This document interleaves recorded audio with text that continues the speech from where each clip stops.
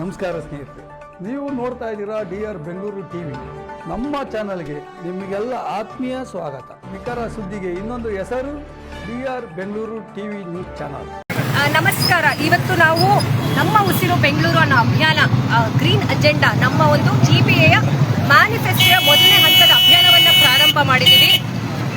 ಎಷ್ಟು ಒಳ್ಳೆ ಬೆಂಗಳೂರು, ಒಂದು ಸ್ವಚ್ಛ ಬೆಂಗಳೂರು, ಒಂದು ಉತ್ತಮ ಗಾಳಿ ಬೆಳಕು.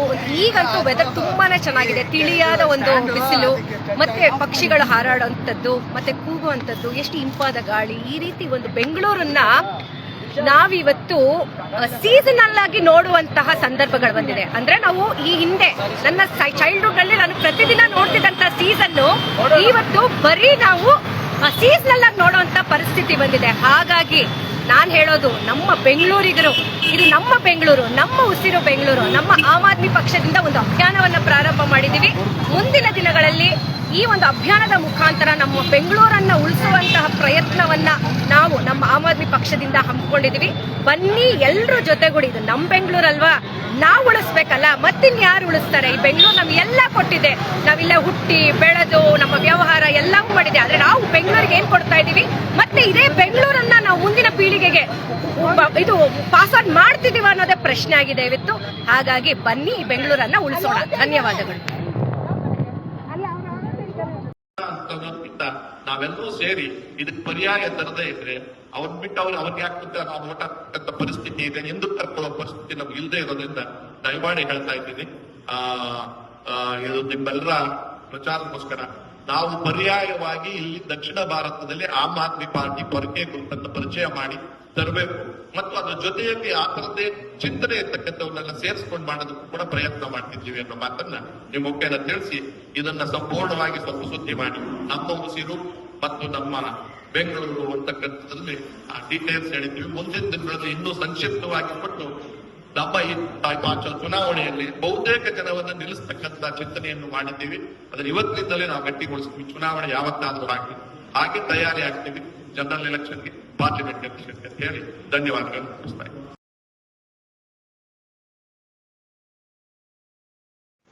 ಮೇಡಮ್ ಅವರು ನಮಸ್ಕಾರ. ಸರ್ ನಮಸ್ತೆ ಸರ್, ಉಷಾ ಮೋಹನ್ ಅಂತ ಹೇಳಿ. ನಮಸ್ಕಾರ. DR ಬೆಂಗಳೂರು ಚಾನೆಲ್ ನಿಮಗೆ ಸ್ವಾಗತ. Thank you sir. ಈಗ ಮೇಡಮ್, ಈಗ ನೀವು ಪರಿಸರದ ಬಗ್ಗೆ ಕಾಳಜಿ ವಹಿಸಿ ಬೆಂಗಳೂರಿನಲ್ಲಿ ಇವತ್ತು ಹದಗೆಡ್ತಿರುವಂತ ಈ ಪರಿಸರದಲ್ಲಿ ಬಹಳಷ್ಟು ಬದಲಾವಣೆಗಳನ್ನ, ಕ್ರಾಂತಿಕಾರಿ ಮನೋಭಾವಗಳನ್ನ, ಹಸಿರು ಮುಕ್ತ, ಇವತ್ತು ಹಸಿರು ಯುಕ್ತ ಆಗ್ಬೇಕು, ಹಸಿರು ಮುಕ್ತ ಬೆಂಗಳೂರು ಆಗಿದೆ, ಹಸಿರು ಯುಕ್ತ ಬೆಂಗಳೂರು ಆಗ್ಬೇಕು ಅಂತ ಬಯಸಿದ್ದೀರಿ. ಖಂಡಿತ ಹೌದು ಸರ್. ಏನ್ ನಿಮ್ಮ ಉದ್ದೇಶ ಏನು? ಇವತ್ತೇನೆಲ್ಲ ಪ್ರಯತ್ನಗಳನ್ನ ನೀವು ಪಟ್ಟಿದ್ದೀರಿ ಹೇಳಿ. ಸರ್, ಬೆಂಗಳೂರನ್ನ ಉಳಿಸ್ಬೇಕು ಅನ್ನೋದೇ ಪ್ರಮುಖವಾಗಿ ನಮ್ಮ ಉದ್ದೇಶ. ಯಾಕೆ ಅಂತ ಹೇಳಿದ್ರೆ, ಇದೇ ಬೆಂಗಳೂರಲ್ಲಿ ಸುಮಾರು ನಾವು ಹುಟ್ಟಿ ಬೆಳೆದು ಈ ಬೆಂಗಳೂರಿನಲ್ಲೇ ವಹಿವಾಟುಗಳೆಲ್ಲ, ವ್ಯವಹಾರ ವಹಿವಾಟುಗಳೆಲ್ಲಾನು ಮಾಡಿ ಕೂಡ ನಾವು ಇವತ್ತು ಬೆಂಗಳೂರಿಗೆ ಏನ್ ಕೊಡ್ತಾ ಇದೀವಿ? ಈ ಹಿಂದೆ ಕೆಂಪೇಗೌಡರು ಕಟ್ಟಿದಂತಹ ಬೆಂಗಳೂರು ಅಭಿವೃದ್ಧಿಯ ರೀತಿಯಲ್ಲಿ ಈ ರಾಜಕಾರಣಿಗಳು ಹಿಂದೆ ಇದ್ದಂತ ಮೂರೂ ಪಕ್ಷದವರು ಇವತ್ತು ಹಾಳು ಮಾಡಿದ್ದಾರೆ. ಎಲ್ಲಿ ನೋಡಿದ್ರು ರಸ್ತೆ ಗುಂಡಿಗಳಾಗಿದ್ದಾವೆ. ಅದಾದ್ಮೇಲೆ ಎಷ್ಟು ಸುಮಾರು 500ಕ್ಕಿಂತ ಹೆಚ್ಚು ಕೆರೆಗಳಿದ್ವು. ಅವು ಸಹ ಇವತ್ತು ಬಹಳ ಕಡಿಮೆ, ಬೆರಳೆಣಿಕೆಯಷ್ಟು ಕೆರೆಗಳಾಗ್ತಾ ಇದಾವೆ. ಅದಾದ್ಮೇಲೆ ಮಳೆ ಬಂದಾಗ ಕಂಪ್ಲೀಟ್ ಬೆಂಗಳೂರು ಮುಳುಗುವಂತ ಸ್ಥಿತಿ ಇದೆ. ಬಿಸಿಲು ಕಾಲದಲ್ಲಿ ನೀರಿನ ಅಭಾವ ಎದ್ದು ಕಾಣ್ತಾ ಇದೆ. ಮತ್ತೆ ನಾವು ಕುಡಿಯೋ ನೀರಲ್ಲಿ ಈಕೊಲೈ ಅಂತ ಹೇಳ್ತೀವಿ. ಈಕೊಲೈ ಅಂತ ಹೇಳಿದ್ರೆ ನಮ್ಮ ಆಡು ಭಾಷೆಯಲ್ಲಿ ಲಿಟ್ರಲ್ ಆಗಿ ಟಾಯ್ಲೆಟ್ ವಾಟರ್. ಇವತ್ತು ಅದು ಒಂದು ಸರಿಸುಮಾರು 17% ಅದು ಈಕೊಲೈ ಕೂಡ ಸೇರ್ಪಟ್ಟಿದೆ. ಇನ್ನು ನಮ್ 2040ರಲ್ಲಿ ನಮಗೆ ಕಂಪ್ಲೀಟ್ ಆಗಿ ಕುಡಿಯೋ ನೀರ್ ಇರೋದಿಲ್ಲ ಅನ್ನೋದನ್ನ ಒಂದು BWSSB ಅವರ ವರದಿಯಲ್ಲೇ ಇದೆ. ಸೊ ಈ ರೀತಿ ಇರ್ಬೇಕಾದ್ರೆ ನಾವು ಬೆಂಗಳೂರು ಹಸಿರು ಬೆಂಗಳೂರು ಇದ್ದಂತ ಬೆಂಗಳೂರಿಂದ ನಾವು ಲಾಭಗಳನ್ನ ಪಡೆದುಕೊಂಡು ನಾವೇನ್ ಕೊಡ್ತಾ ಇದೀವಿ? ಬೆಂಗಳೂರನ್ನ ನಾವು ನಿಜವಾಗ್ಲೂ ಬೆಂಗಳೂರನ್ನ ಉಳಿಸ್ತಾ ಇದೀವ? ನಮ್ಮ ಮುಂದಿನ ಪೀಳಿಗೆಗೆ ಉಳಿಸ್ತಾ ಇದೀವ ಅನ್ನೋದೇ ಇವತ್ತೊಂದು ಪ್ರಶ್ನೆ ಆಗಿದೆ. ನೀವ್ ನೋಡ್ಬೋದು, ನಾವೆಲ್ಲರೂ ಸಹ, ನೀವು ನಾವಾಗಿರ್ಬೋದು, ಸುಮಾರು 20 ವರ್ಷಗಳ ಹಿಂದೆ ಈ ಒಂದು ಇಷ್ಟೊಂದು ಬಿಸಿಲು ನಾವು ಎದುರಿಸ್ತಿರ್ಲಿಲ್ಲ ಸಮ್ಮರಲ್ಲಿ. ಎಲ್ಲೇ ನೋಡಿದ್ರು ದೇಶಾದ್ಯಂತ ಬೆಂಗಳೂರಿಗೆ ಬರೋರು ತಂಪಾಗಿದೆ ಅಂತ. ಎಲ್ಲೆಲ್ಲೋ ಆಂಧ್ರ, ತಮಿಳ್ನಾಡೆಲ್ಲ ಊರ್ನಲ್ಲಿ ಇರೋರು ಒಂದೊಂದ್ ತಿಂಗಳು ಬೆಂಗಳೂರಲ್ಲಿ ಇದ್ದೋಗೋರು, ಅಷ್ಟು ಕೂಲ್ ಆಗಿದೆ ಅಂತ ಹೇಳಿ. ಆದ್ರೆ ಇವತ್ತು ಬೆಂಗಳೂರಲ್ಲಿ ಇರೋರೇ ನಾವು ಇರೋದಿಕ್ ಆಗ್ತಾ ಇಲ್ಲ.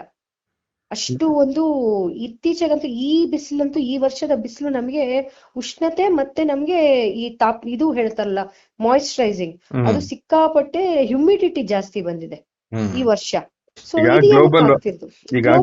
ಗ್ಲೋಬಲ್ ಹೌದು. ವಾರ್ಮಿಂಗ್ ಅಂತ ನಾವು ಕರಿತೀವಿ. ಹೌದು. ಇವತ್ತು ಜಾಗತೀಕರಣದ ಸಮಸ್ಯೆಗಳಿಂದಾಗಿ ಬೆಂಗಳೂರು Correct. ಅಂತಲ್ಲ ಎಲ್ಲ ನಗರೀಕರಣಗಳು ಬೆಳೀತಾ ಹೌದು ಸರ್. ಕಾಡು ಕೆರೆಗಳು ಸರ್ವನಾಶ ಆಗಿದಾವೆ, ರಾಜಕಾಲುವೆಗಳು ಒತ್ತುವರಿ ಆಗಿದಾವೆ. ಕರೆಕ್ಟ್. ಇದರೆಲ್ಲದ್ರ ಹಿಂದೆ ರಾಜಕಾರಣಿಗಳ ಹಿತಾಸಕ್ತಿ ಇದೆ, ಖಂಡಿತವಾಗ್ಲು. ಒತ್ತಾಸೆಗಳಿಂದ ನಾಗರಿಕರು ನರಳ್ತಾ ಇದ್ದೀವಿ. ಇದಕ್ಕೆ ಹೌದು ಸರ್. ಉತ್ತಮವಾದಂತ ರಾಜಕಾರಣನೂ ಮತ್ತು ರಾಜಕೀಯನೂ ಆಳ್ವಿಕೆನೂ ಬೇಕಾಗುತ್ತೆ. ಅದಕ್ಕೆ ಏನ್ ಮಾಡ್ತೀರಿ ಉಷಾಮ್ ಅವರು? ಈಗ ನೀವ್ ಹೇಳ್ತಿದ್ರಿ, ನೀವೀಗ ಇಷ್ಟು ನಿಮ್ಗೆ ನವ್ಯ ನಾಗರಿಕ ಎಲ್ಲ ಪ್ರಜ್ಞೆ ನಿಮ್ಗಿದೆ, ನಮ್ಗೆ ಸಂತೋಷ ಆಯ್ತು.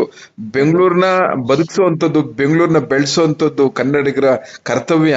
ಕೆಂಪೇಗೌಡರು ಕಟ್ಟಿದಂತ ಬೆಂಗಳೂರಿನ ಇವತ್ತು ಯಾರಿಗೂ ನಿಮ್ಮ ಮನಸ್ಸಿನ ಮನೋಭಾವದ ಭಾಷೆನೂ ಕೂಡ ಅವ್ರಿಗೆ ಅರ್ಥ ಆಗುತ್ತೋ ಇಲ್ವೋ?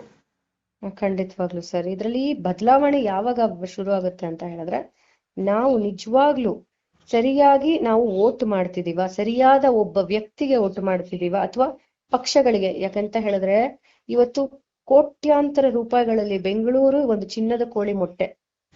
ಆ ಒಂದು ಏನ್ ಹೇಳ್ತಾರೆ, ಚಿನ್ನದ ಬಾತುಕೋಳಿಯನ್ನೇ ಇವತ್ತು ನುಂಗುವಂತ ಪ್ರಯತ್ನ ನಡೀತಿದೆ.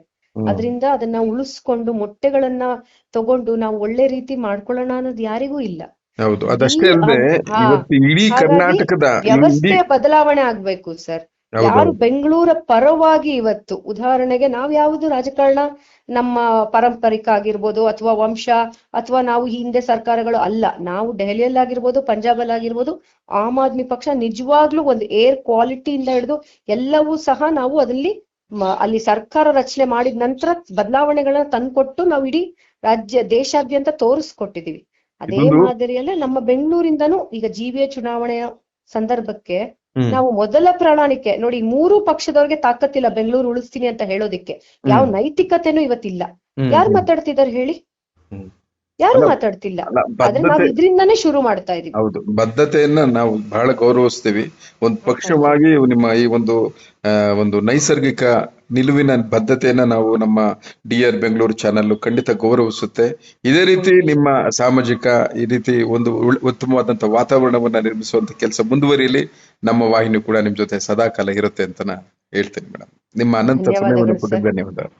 ಧನ್ಯವಾದಗಳು. ತಾವು ಕೂಡ ಒಂದು ಒಳ್ಳೆಯ ಪ್ರಯತ್ನ, ಅಂದ್ರೆ ಜನರಿಗೆ ಒಳ್ಳೊಳ್ಳೆ ವಿಚಾರಗಳನ್ನ ತಿಳಿಸ್ಕೊಳ್ಳುವಂತ ಕೆಲಸಗಳನ್ನ ಮಾಡ್ತಾ ಇದ್ದೀರಾ. ಹೀಗೆ ನಿಮ್ಮ ಒಂದು ಸಮಾಜದಲ್ಲಿ ಇನ್ನೂ ಹೆಚ್ಚು ಮಂದಿಗೆ ನಿಮ್ಮ ಚಾನೆಲ್ ತಲುಪ್ಲಿ ಅಂತ ಹೇಳ್ತಾ, ನಿಮಗೂ ಕೂಡ ವಿಶಸ್ ಹೇಳ್ತಾ ನಾನು ನಿಮ್ಗೆ ಬಹಳ ಖುಷಿಯಿಂದ ಧನ್ಯವಾದಗಳನ್ನ ತಿಳಿಸ್ತಾ ಇದ್ದೀನಿ. ಧನ್ಯವಾದಗಳು, ನಮಸ್ಕಾರ. Thank you sir.